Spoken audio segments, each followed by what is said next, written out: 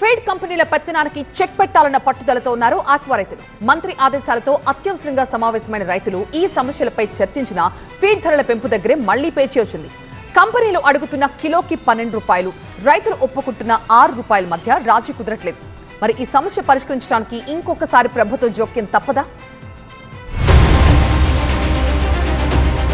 Aqua రైతుల పరిస్థితి ముందు నుయ్యి వెనుక గొయ్యి అన్నట్టుగా మారింది. అంతర్జాతీయ మార్కెట్లో మందగమనం ఒకవైపు, లోకల్గా గిట్టుబాటు ధరలు లేకపోవడం మరోవైపు. ఇదే సమయంలో ఫీడ్ ధరల పెంపుతో కంపెనీలు మరింత భారాన్ని మోపుతున్నాయంటూ రైతులు ఆగ్రహం వ్యక్తం చేస్తున్నారు.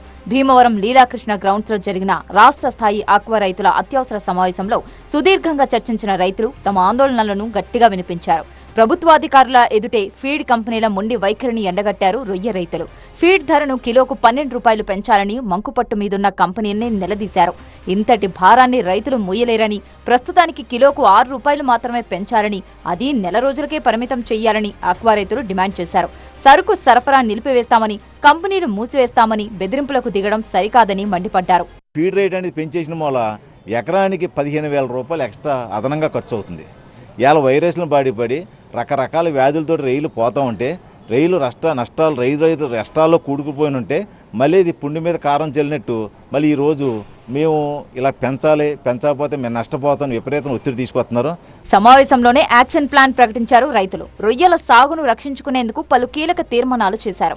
ఫీడ్ కంపెనీల ఆట కట్టించేందుకు చెరువుల్లో వేసే సీడ్ కౌంట్ ను తగ్గించాలని తొలి నిర్ణయం తీసుకున్నారు. మార్కెట్ డిమాండ్ కు అనుగుణంగా ఉత్పత్తిని నియంత్రించడం ద్వారా ధరలు పడిపోకుండా చూడాలి అనేది వారి లక్ష్యం. అంతేకాకుండా సీడ్ ఫీడ్ కంపెనీలతో పోరాటానికి సిద్ధమని ప్రకటించారు. అంతర్జాతీయ మార్కెట్ పరిస్థితులు, సాంకేతిక సమాచారం ఎప్పటికప్పుడు సేకరించి ఎక్స్పోర్టర్లు, సీడ్ ఫీడ్ కంపెనీలు వాడుతున్న నాటకాన్ని బట్టబయలు చేయాలని మరో తీర్మానం చేశారు.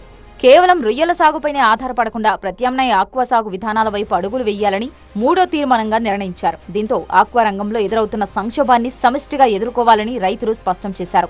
ఈ ఆక్వా రంగంలో రొయ్యల్లో అలాగే ఈ కొనుగోలు విషయంలో కానీ, రేట్లు అప్ అండ్ డౌన్ విషయంలో కానీ అనేక విషయాల్లో ఈ రొయ్యల రైతులు అనేక ఇబ్బందులు పడతా ఉన్న పరిస్థితి ఉంది. దయచేసి ప్రభుత్వాన్ని కానీ, అలాగే ఈ రంగం మీద ఆధారపడిన ఇతర స్టేక్ హోల్డర్స్ కానీ ఏదైతే రైతులు ఇబ్బంది పడతా ఉన్న పరిస్థితిని సీరియస్గా తీసుకుని, పూర్వంలా కాకుండా రైతులు వాళ్ళు ఎడ్యుకేట్ అయ్యారు, రైతుల విషయాలన్నీ తెలుసుకుంటున్నారు.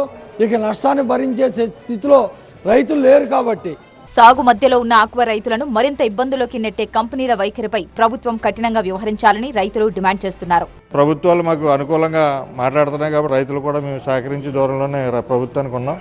కాబట్టి ప్రభుత్వం స్పందించి ముందుగా రైతుకి కనీస మద్దతు ధర రొయ్యకి కల్పించి అప్పుడు ఫీడ్ ధరలపై ముందుకెళ్లాలనేది మా నిర్ణయం తెలియపరుచున్నాం. ఇప్పటికే తీవ్ర సంక్షోభంలో ఉన్న ఆక్వా రంగంలో పరిస్థితులు మరింత జటిలం కాకముందే ఉన్నతాధికారులు వెంటనే రంగంలోకి దిగితే మంచిది.